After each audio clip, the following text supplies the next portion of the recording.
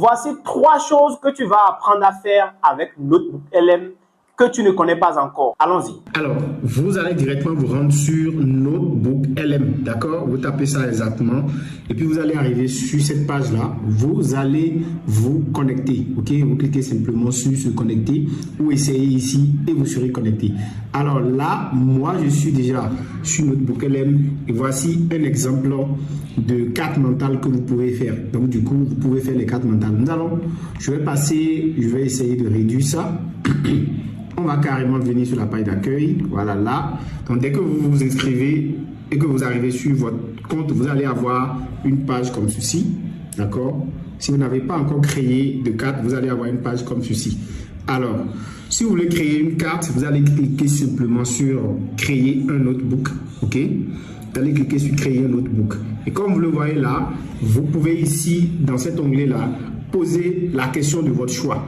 Vous avez aussi la possibilité, par exemple, de déposer un fichier. Si, par exemple, vous avez un livre que vous voulez résumer, un document que vous voulez résumer, vous voulez aller plus vite, vous voulez poser des questions. Si vous avez un fichier, un lien de YouTube, par exemple, ou un fichier dans Google Drive, ou un texte que vous avez copié, vous pouvez le mettre directement. Franchement, c'est un outil très puissant.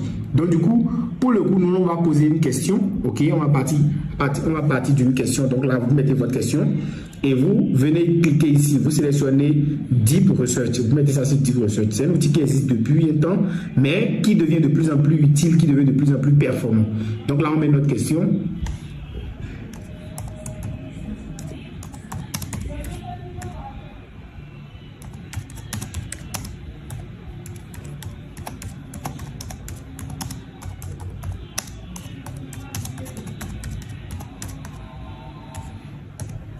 Donc là, je demande par exemple comment gagner de l'argent en 2026 sur Internet. Donc là, je vais simplement cliquer sur ce bouton, je lance la recherche et vous allez voir ici que la recherche est en cours. Donc la recherche va se faire.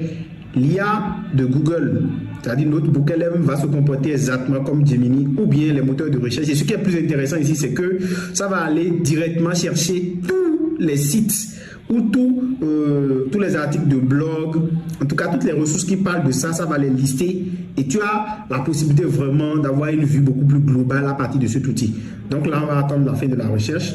Là, vous voyez, la recherche vient donc d'être terminée. Il a donc trouvé 31 sources, 31 sites internet sur lesquels il a trouvé les résultats à notre question. Donc là, on va cliquer sur afficher et là, il va nous afficher tous les sites, tous les liens qu'il a pu scroller. Donc vous avez, c'est toutes ces ressources-là qui contiennent les informations à notre question. Donc il cherche en fait